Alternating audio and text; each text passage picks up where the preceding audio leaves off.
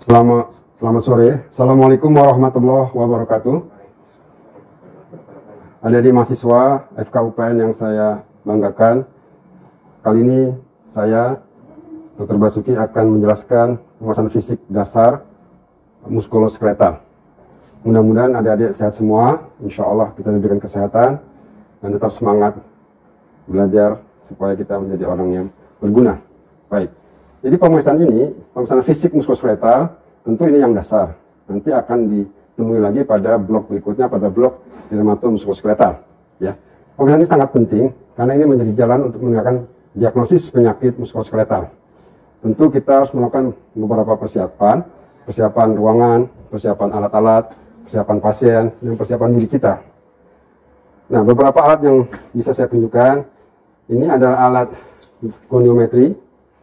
Ini fungsinya untuk mengukur sudut ruang lingkup gerak sendi atau bahasa Inggrisnya ROM, range of movement. Kita bisa ukur sudutnya apakah 20, 30, 90 derajat gerakan sendinya itu. Yang kedua, juga kita perlu beberapa kasus kita membutuhkan bandul ini untuk mengukur menilai simetris daripada postur tubuh pasien. Ya, oke. Dan juga kita perlu memahami prinsip-prinsip dasar, yaitu sudut daripada tulang-tulang tubuh manusia. Ini tulang belakang ke atas, ini tulang sendi panggul, ini harus simetris. Juga nanti ada tulang paha, ya, seperti ini. Ini juga ada sudut tertentu. Baik, pada kali ini ada seorang pasien yang mengeluh sakit pinggang. Kita bisa lihat pasien memegang pinggangnya, ya. Ya, saya akan melakukan pemeriksaan Bapak. Seperti biasa, kita sebagai dokter melakukan simple hand washing. Ya, saya sudah melakukan tadi sebelum cara ini, dan sekarang saya sudah memakai handskun, sarung tangan, karena sekarang pada masa COVID kita menggunakan sarung tangan.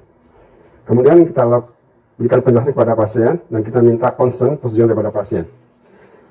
Bapak mohon izin, sudah 2 bulan ya sakit tulang belakang. Baik. Saya akan melakukan beberapa pemeriksaan dasar muskuloskeletal. Mungkin terasa kurang nyaman, tapi ini penting untuk menegakkan penyakit Bapak. Dan Bapak harus membuka pakaian Bapak, biar kami bisa menilai gait dan postur Bapak. Apakah Bapak bersedia? Ya, mohon izin, Bapak tolong dibuka pakaiannya. Bisa diletakkan di meja sana, Pak. Adik-adik sekalian, tadi sudah kita lihat juga foto video ketika pasien berjalan. Jadi pada waktu berjalan, itu biasanya ada fase heel and strike. Ada 2 fase, yaitu stance and heel strike fase. Pada pasien yang mengalami sakit tulang belakang, itu biasanya fase stance-nya itu berkurang. Normalnya stance fase itu 60% daripada siklus jalan, dan heel strike-nya 40%. Tapi ketika Anda lihat tadi di video, itu terlihat stance fasenya hanya 40%, lebih banyak heel strike-nya. Kenapa? Karena pasien mengeluh sakit di tulang belakangnya, seperti kita lihat di video sebelumnya. Nah, sekarang setelah kita memperhatikan gait cara berjalan pasien, kita juga harus menilai postur pasien. Ya, kita ingin membuktikan apakah ada gangguan atau kelainan di postur pasien, karena itu akan mempengaruhi terjadinya penyakit. Oleh karena kita mesti menguasai cara pemeriksaan postur pasien. Bapak mohon izin dibuka juga kaosnya, Pak. Ya, kita akan periksa pasien. Sementara kita ambil sebentar kursinya. Ya, Bapak lihat ke belakang. Ya, ke sana, menghadap ke sana. Ya, Bapak bisa lurus. Ya. Lurus, sikap sempurna. Kita mesti lepas. Bapak tolong dilepas alas kakinya, Pak. Ya. Kenapa harus dilepas? Karena ini penting untuk menentukan posisi yang sebenarnya. Bapak tolong sikap sempurna. Ya, sikap sempurna. Ya. Nah, apa yang kita perhatikan? Ya. Ini pasiennya menggunakan topi. Jadi kita perhatikan juga yang pertama adalah simetris daripada bahu. Kalau kita perhatikan, ini bahu kanannya lebih tinggi daripada bahu kirinya, jadi tidak satu level. Berarti ini asimetris. Nanti kita buktikan asimetris itu apakah sesungguhnya atau hanya karena rasa sakit, ya. Jadi kemudian setelah kita lihat bahunya, kemudian kita lihat juga kedudukan daripada tangannya, ya. Ini kita lihat posisi tangan ini yang normal sempit, kemudian ini lebih lebar celahnya, ini kita perhatikan posisinya. Kemudian kita lihat juga inspeksi, kita lihat garis tengah daripada tulang belakang atau plexus spinosus, dan juga kita mesti perhatikan ketinggian daripada pelvis, ya. Ini pelvis sama persis, ya. Kemudian kita juga mesti melihat bawahnya. Mohon izin, Bapak bisa dibuka pakaiannya yang bawah kalian, ya. Mohon izin sebentar. Sikap sempurna, ya. Nah, kita perhatikan ini mafiknya. Kemudian kita perhatikan juga daripada lututnya, ya, berapa celahnya. Kemudian kita perhatikan juga kakinya. Ya, setelah kita inspeksi dari belakang, kita juga perlu melakukan inspeksi melihat dari depan. Silakan Bapak menghadap saya, menghadap dokter. Ya. Kita juga sama melakukan seperti hal yang sama, yaitu Bapak tahan saja, lurus saja Pak. Kita lihat bahunya, bahu ketinggian bahu kanan dan bahu kiri. Dan kita lihat juga celah di siku kanan dan kiri kita bandingkan. Dan juga kita lihat ketinggian daripada pelvis. Dan kita juga perhatikan Bapak sikap sempurna. Kita perhatikan lutut, kedua lutut, dan apakah ada celah. Ini kelihatan 3 jari saya tidak bisa masuk dalam kondisi normal. Pada suatu kondisi ini 3 jari tangan kita bisa masuk, berarti ada kelainan bentuk sendi lutut, tapi ini tidak ada. Apabila 3 jari bisa masuk, itu ada kelainan sendi lutut yang kita namakan dengan bowing atau genu parum. Ya. Dan kita juga perhatikan kaki, kita lihat sikap sempurna. Kita lihat kaki, apakah menempel atau tidak menempel pergelangan mata kakinya. Kemudian kita lihat dari samping, Bapak menghadap ke sana, ya, sikap sempurna. Kita lihat apakah ada perubahan bentuk. Pada suatu kondisi bisa terjadi perubahan daripada kurva tulang belakang. Pada kondisi normal, kita akan melihat ada lordosis, hyposis, lordosis kembali. Tapi suatu kondisi mungkin saja terjadi perubahan yang tidak normal. Ini perlu kita perhatikan. Kemudian kita perhatikan juga anterior dan posterior. Ya, kemudian kita ulang lagi. Bapak menghadap saya. Kita perhatikan kembali. Bapak buka lututnya. Ya. Apa tujuan ini? Kita mau melihat bagaimana Bapak menghadap ke sana. Ya, di kaki dibuka. Kita melihat bagaimana kondisi telapak kaki. Pada suatu ini ada celah antara lengkung kaki dengan lantai. Pada suatu kondisi tidak ada celah. Itu disebut dengan kaki datar atau flat feet. Tetapi ini ada celahnya, artinya arkus kakinya masih dalam kondisi normal.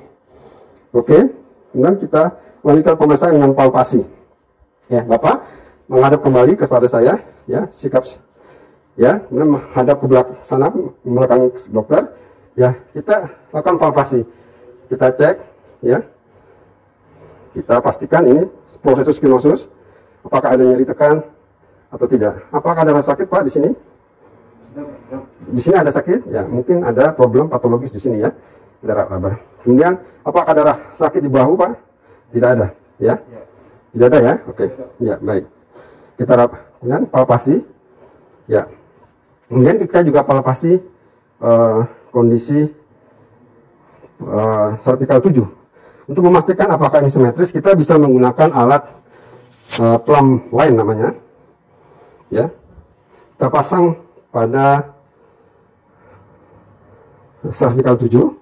Kemudian mohon izin Bapak, kita lihat apakah, nah ini sebetulnya garisnya lurus, berarti sebetulnya Bapak ini simetris. Kenapa dia tidak simetris? Itu karena kompensasi menahan rasa sakit. Tapi kalau sudah kita periksa ternyata dia lurus simetris kanan dan kiri. Kita bisa buktikan juga dengan cara meminta pasien Bapak menghadap sebelah kanan, sebelah kiri, pada kiri, ya. Bapak memungkuk, ya, tangannya begini. Kita bisa lihat dari sebelah kiri bahwa permukaan daripada punggung, medial dan lateral itu satu garis, ya. Kita bisa cek juga dengan pas meter, cuma di sini tidak ada, atau kita lihat apakah dia sama.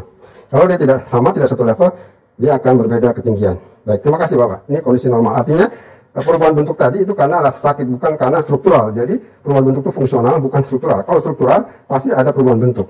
Ya, baik. Agak maju sedikit. Setelah infeksi palpasi, kita juga mesti memperhitungkan faktor-faktor lain, di mana kondisi sakit tulang belakang itu juga bisa dipicu oleh kelemahan jaringan muskuloskeletal atau yang dikenal sebagai hyperlaxity. Itu mudah pemeriksaannya. Bapak mohon jarinya, tangannya, ya, ditekuk seperti saya. Tidak bisa, berarti kondisi jaringannya normal. Apabila dia bisa menempel sampai ke sini, berarti itu hyperlaxity. Juga kanan dan kiri. Ini tidak bisa, artinya pasien normal. Jadi tidak ada faktor kekuatan daripada kelemahan jaringan. Kemudian yang kedua, untuk mengecek hyperlaxity, kita bisa minta pada pasien, kita dari samping. Nah, memang ada sedikit hyperlaxity di mana sudut daripada sikunya itu tidak terlalu agak ke bawah sedikit, tapi ini masih dalam batas normal. Kemudian juga kita lihat ya, sebelah sini, Bapak menghadap ke sana. Ya. Nah, apabila hyperlaxity, maka ini bisa ditekuk ke bawah begini. Nah, tapi ini tidak, artinya masih dalam batas normal. Oke, lihat. Kemudian kita juga mesti cek pelvic obliquity. Jadi kita mesti cek apakah ini sama. Ini. Misalnya kita ambil contoh ini. Nah, dalam kondisi normal, ya, ketinggian daripada pelvis ini harus sama. Apabila dia tidak sama, mungkin ada perubahan struktural daripada tulang belakang. Oke, tapi ini sama. Kita bisa cek. Oke, sama. Kemudian kita cek juga, tadi kita sudah cek lututnya dan kemudian flat seat-nya. Artinya tidak ada faktor risiko kelemahan jaringan atau disebut hyperlaxity pada Bapak ini. Mungkin rasa sakit tulang belakangnya lebih karena gangguan fungsional atau pekerjaan. Bapak sering naik tiang listrik ya? Karena bekerja sebagai tukang listrik ya? Ya, jadi gangguan fungsional mungkin. Tetapi ini perlainan fisik, baik, bagus. Kemudian kita mesti cek juga range of movement, yaitu ruang lingkup gerak sendinya. Kita akan mulai daripada leher. Kita minta pasien duduk. Bapak mohon izin duduk sini. Ya, kita lihat.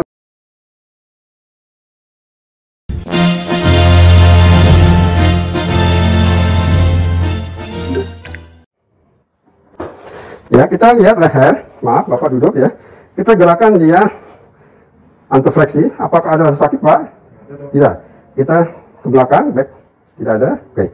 Kemudian kita minta ke lateral fleksi. Tidak ada. Kemudian medial fleksi. Tidak ada. Kemudian kita putar rotasi. Tidak sakit, Pak? Tidak sakit. Oke. Kemudian ada satu tes yang penting, yaitu compression test. Tes ini adalah tes kompresi untuk memprovokasi apakah ada kemungkinan tekanan saraf pada saraf-saraf tulang belakang di bagian leher. Caranya dengan cara, mohon izin, Bapak, saya akan menekan kepala Bapak. Bapak setelah ditekan beberapa saat, kalau ada rasa kesemutan yang menjalar di bahu dan lengan, Bapak katakan pada saya, oke? Baik, saya akan memulai pemeriksaan. Saya lakukan compression test, saya tekan beberapa saat. Apakah ada rasa kesemutan, Pak? Tidak ada. Ya, artinya tidak ada kemungkinan potensi tekanan saraf servikal di kanan maupun di kiri. Kemudian jangan lupa kita juga mesti cek sendi bahu ya. Kita minta pasien menggerakkan sendi bahunya, yaitu abduksi. Mohon Bapak mengangkat ini abduksi. Kita lihat kondisi ini normal, ya, yaitu 135 derajat. Kemudian forward ke atas, nah dia bisa melakukan. Oke. Kemudian lebih baik kita berdiri karena sudah selesai pemeriksaan daripada servikal. Mohon izin Bapak berdiri, saya ambil bangkunya. Kita lanjutkan pemeriksaan bahu. Ya, oke, Bapak ikuti saya. Nah, artinya ini masih bagus sampai dia 135 derajat. Kemudian, oke, Bapak ikuti saya. Ya, kita ke atas. Ya, masih bagus. Kemudian ke belakang. Masih bagus. Jadi gerakan abduksi dan kita lakukan tes aduksi. Ya, sekarang Bapak, nah, kita lakukan begini Bapak. Ya, masih bisa abduksi dan kita tes juga lateral fleksi daripada tulang belakang. Bapak coba gerakan begini, ya, samping ini. Ada rasa sakit, Pak? Tidak. Ya. Artinya sekaligus memeriksa tulang belakang dan juga aduksi daripada bahu.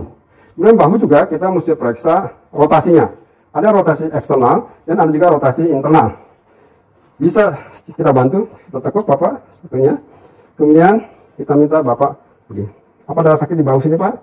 Nah, ini eksternal rotasi normal, ini internal rotasi normal. Demikian juga kita bandingkan dengan yang sisi kanan.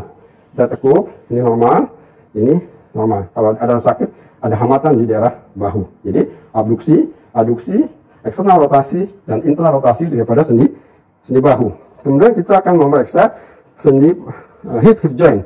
Untuk itu kita minta pasien untuk berbaring di meja periksa. Silakan Bapak naik ke meja periksa. Periksa daripada sendi bahu. Tapi sebelum sendi bahu, kita akan memastikan kembali rasa sakit di tulang belakangnya. Bapak bisa tengkurap Bisa tengkurap,